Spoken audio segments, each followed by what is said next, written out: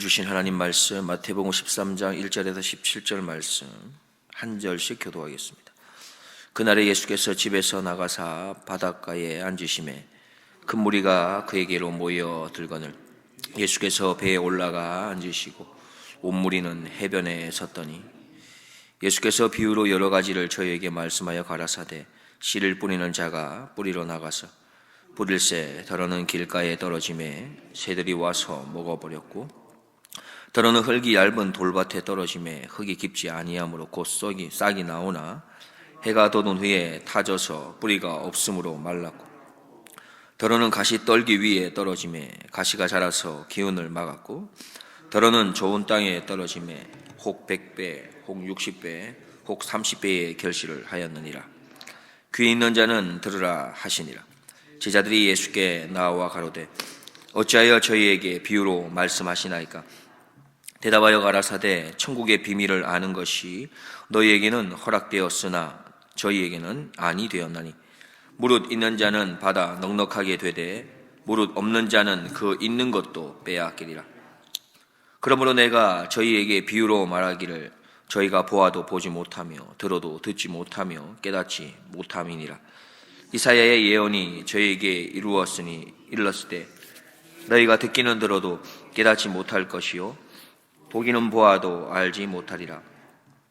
이 백성들의 마음이 완악하여져서 그 귀는 듣기에 둔하고 눈은 감았으니 이는 눈으로 보고 귀로 듣고 마음으로 깨달아 돌이켜 내게 고침을 받을까 두려워함이라 하였느니라. 그러나 너희 눈은 봄으로 너희 귀는 들음으로 복이 있도다. 함께 보겠습니다. 내가 진실로 너희에게 이르노니 많은 선지자와 의인이 저희 보는 것들을 보고자 하여도 보지 못하였고 너희 듣는 것을 듣고자 하여도 듣지 못하였느니라. 아멘. 캘리포니아에 살면서 좋은 것들이 참 많이 있지 않습니까? 그 중에 한 가지가 아마 바닷가를 우리가 많이 접할 수 있다라는 것일 겁니다. 1시간에서 2시간이면 어느 정도의 바닷가들은 다 우리가 구경할 수가 있죠. 저는 개인적으로 예전에 바닷가를 갈 때는 분명한 이유가 있었습니다. 아이들과 물놀이를 하거나 또 수영을 같이 아이들과 해야 된다라고 하는 특별한 이유가 있어서 갔는데 특별한 이유 없이 바닷가를 가는 것에 있어서는 조금은 시간 낭비처럼 느껴지기도 했습니다. 시간이 좀 지나면서 꼭 무언가를 하기 위해서 바닷가를 가는 게 아님을 알게 되었습니다. 바닷가에 가서 잠시 바람만 쐬도 그것이 쉼이 되고 힐링이 되고 또 새로운 힘을 준다는 것을 알게 되었습니다. 아마 오늘 본문에 예수님께서도 잠시 쉼을 얻고자 바닷가로 가셨을지도 모르겠습니다. 왜냐하면 예수님께서는 가는 곳마다 사람들이 인산인해를 이루었습니다. 또한 예수님께서는 그들에게 하나님 나라를 소개하기 위해서 심히 바쁘셨기 때문이죠. 우리가 살아도 주를 위해 살고 죽어도 주를 위해 죽는 것이 마땅한 제자의 삶입니다. 이제 우리가 사는 것은 우리를 위해 자기 몸을 버리신 하나님의 아들을 믿는 그 믿음 안에서 사는 것이 마땅하죠. 우리가 주님의 영광을 위해 사는 것, 그것은 우리가 살아야 할 마땅한 이유가 됩니다. 예수님의 사랑으로 사랑하며 살기 위해서 오래 참고 온유한 마음으로 또한 용서하고 베풀고 희생하며 사는 것이 맞는 것입니다. 그런데 우리가 잊지 말아야 할 중요한 것이 한 가지 있습니다. 그것은 바로 위에서 말했던 그러한 모습으로 살아갈 때에 바로 내 안에 하나님께서 주시는 풍성함이 있어야 한다는 사실입니다. 풍성한 기쁨과 풍성한 감사, 풍성한 은혜가 내 안에 흘러 넘쳐야 한다는 겁니다. 요한복음 10장 10절을 보면 도적이 오는 것은 도적질하고 죽이고 멸망시키려는 것뿐이요 내가 온 것은 양으로 생명을 얻게 하고 더 풍성히 얻게 하려는 것이라 말씀했습니다. 하나님께서는 하나님의 자녀에게 이미 풍성하게 누릴 수 있는 모든 것들을 허락해 주셨다는 겁니다. 그것이 바로 하나님께서 창조하신 자연 만물이지요. 또 한 가지는 하나님의 뜻, 하나님의 계획, 하나님의 마음을 더 분명하게 알려주시는 바로 하나님의 말씀입니다. 우리는 이러한 것들을 통해서 하나님께서 주시는 그 풍성함을 누릴 수가 있습니다. 오늘 예수님께서는 자연을 통해서 하나님께서 주시는 그 풍성함을 느끼기를 원하셔서 집에서 나와 바닷가로 향하지 않으셨을까 생각해 봅니다. 1절입니다. 그날에 예수께서 집에서 나가사 바닷가에 앉으시매. 그런데 어떻게 그것을 알았는지 예수님의 주변에는 많은 무리들이 찾아와서 또한 인산인해를 이루었습니다. 그만큼 예수님은 참으로 인기가 많았습니다. 예수님께서는 잠깐의 쉼으로 하나님이 자연을 통해서 주시는 그 풍성함에 만족하시고 또한 하나님께서 주시는 또 다른 풍성함을 누리기 위해 하나님 나라에 관한 말씀 전하시기로 하셨습니다. 2절 3절이죠. 큰 무리가 그에게로 모여 들거늘 예수께서 배에 올라가 앉으시고 온 무리는 해변에 섰더니 예수께서 비유로 여러 가지를 저에게 말씀하여 가라사대 씨를 뿌리는 자가 뿌리러 나가서. 예수님께서는 씨 뿌리는 자의 비유를 말씀하십니다. 농부가 씨를 뿌리는데 길가에 떨어진 것을 새들이 와서 먹었다고 했으며 돌밭에 떨어진 것은 흙이 얇아서 싹이 나오자 곧 뜨거운 해로 인해서 말랐고, 가시떨기 위에 떨어진 것은 싹도 나오고 조금은 자랄 수 있지만 결국엔 가시가 자라 기운을 막아 열매를 맺지 못했고, 좋은 땅에 떨어진 것은 100배, 60배, 30배의 결실을 맺었다고 비유로 말씀하십니다. 그러자 제자들이 예수께 묻습니다. 어찌하여 저희에게 비유로 말씀하시나이까? 그러자 예수님께서 비유로 말씀하신 이유에 관해서 오늘 본문 10절 이하 17절에서 말씀해 주십니다. 오늘 우리는 본문을 통해 하나님께서 우리에게 전하시는 그 메시지를 듣기를 원합니다. 예수님께서 가시는 곳에 많은 무리들이 모였습니다. 왜냐하면 예수님으로부터 그들이 얻을 수 있는 것이 있었기 때문입니다. 첫째는 좋은 말씀을 들을 수 있었습니다. 지적인 갈망을 해결할 수 있었습니다. 지금도 좋은 강연이 있는 곳이면 많은 사람들이 그곳을 찾는 이유가 있습니다. 그 강연을 통해서 유익한 지혜와 지식을 얻을 수 있기 때문이죠. 그 지혜와 지식을 가지고 인생에 좀 더 유익함을 얻고자 하기 때문에 그렇습니다. 두 번째로 그들이 예수님을 찾았던 이유는 배고픔을 해결할 수 있었기 때문이며, 육체적으로 정신적으로 아픔과 고통 가운데 있는 그들에게 치료를 받을 수 있는 기회가 주어졌기 때문입니다.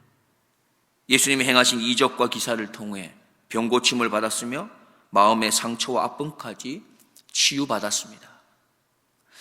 세 번째로 메시아이신 예수님 안에서 바로 구원의 길을 걸을 수 있었기 때문에 그들은 예수님을 찾기도 했습니다. 우리는 어떻습니까? 우리가 예수님께 나오는 이유는 무엇입니까? 우리가 교회에 모이는 이유는 또한 무엇입니까? 좋은 말씀, 지적인 갈망을 해결하기 위함입니까? 배고픔을 해결하거나 경제적이나 가정적인 문제나 육체적인 고통에 대한 해답을 얻기 위함입니까? 아니면 영원한 생명의 말씀이 여기에 있기 때문입니까? 예수님에게 나아오면은 늘 예수님의 말씀이 전해졌습니다. 교회도 마찬가지입니다. 교회에 나오면 언제나 하나님의 말씀이 있습니다. 예수님께 나온 무리들에게 또 교회에 나온 성도들에게 하나님의 말씀이 전해집니다. 그러나 그 하나님의 말씀을 바로 깨달을 수 있는 사람은 따로 있다 말씀합니다. 9절을 보면 귀 있는 자는 들으라 하시니라. 비유를 말씀하신 후에 마지막에 예수님께서는 귀 있는 자가 듣는다 말씀하시는 거죠. 비유는 원래 쉽게 이해할 수 있도록 사용하는 장치입니다. 그래서 예수님께서도 비유를 사용해서 하나님 나라에 대해서 더 분명히 알아들을 수 있도록 풀어주십니다. 하지만 어떤 전제를 갖고 있는지에 따라 이 비유는 더 어려워지기도 하고 쉬워지기도 합니다. 즉, 비유로 전해도 그 비밀을 다 깨닫는 것은 아니라라는 것입니다. 하나님 나라의 복음을 기쁘게 받아들인 자들은 더 풍성히 그 비밀을 누릴 수 있지만, 복음에 반대하는 자들은 비유의 의미를 이해하지 못하여 하나님 나라 백성의 특권을 얻지 못하게 됩니다. 그렇습니다. 누구에게라도 하나님의 나라의 문은 열려 있고 복음의 소식도 전해집니다. 그렇지만 어린아이와 같은 겸손한 마음으로 하나님의 말씀을 받을 때에만 말씀을 바로 깨달을 수 있는 것입니다. 이런 관점으로 볼 때에 오늘 본문에서 예수님께서 말씀하신 비유는 어떤 사람이 또 어떤 마음으로 듣느냐에 따라서 조금은 특별한 의미를 가집니다. 그래서 예수님께서는 제자들이 어찌하여 저에게 비유로 말씀하시나이까 물었을 때에 11절 이하 13절로 답해 주십니다. 제자들이 예수께 나와 가로되 어찌하여 저에게 비유로 말씀하시나이까? 대답하여 가라사대 천국의 비밀을 아는 것이 너희에게는 허락되었으나 저희에게는 아니 되었나니 무릇 있는 자는 받아 넉넉하게 되되 무릇 없는 자는 그 있는 것도 빼앗기리라. 그러므로 내가 저희에게 비유로 말하기를 저희가 보아도 보지 못하며 들어도 듣지 못하며 깨닫지 못함이니라. 예수님께서는 큰 무리와 제자들을 구분하시기 위해 비유를 사용하셨다고 말씀합니다. 이것이 무슨 의미입니까?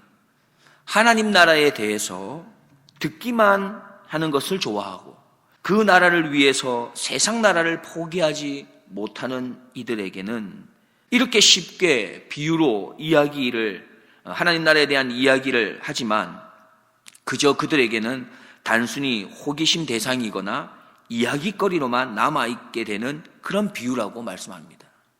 들을 귀가 없는 사람은 하나님의 말씀을 그저 비유로만 듣고 호기심만 가지고 이야기로만 여깁니다.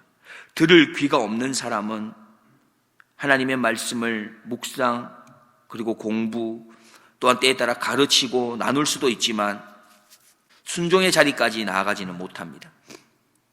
들을 귀가 있는 사람은 하나님 나라에 대해 듣기만 좋아하는 것이 아니라 들은 대로 실천하고 순종하는 사람입니다.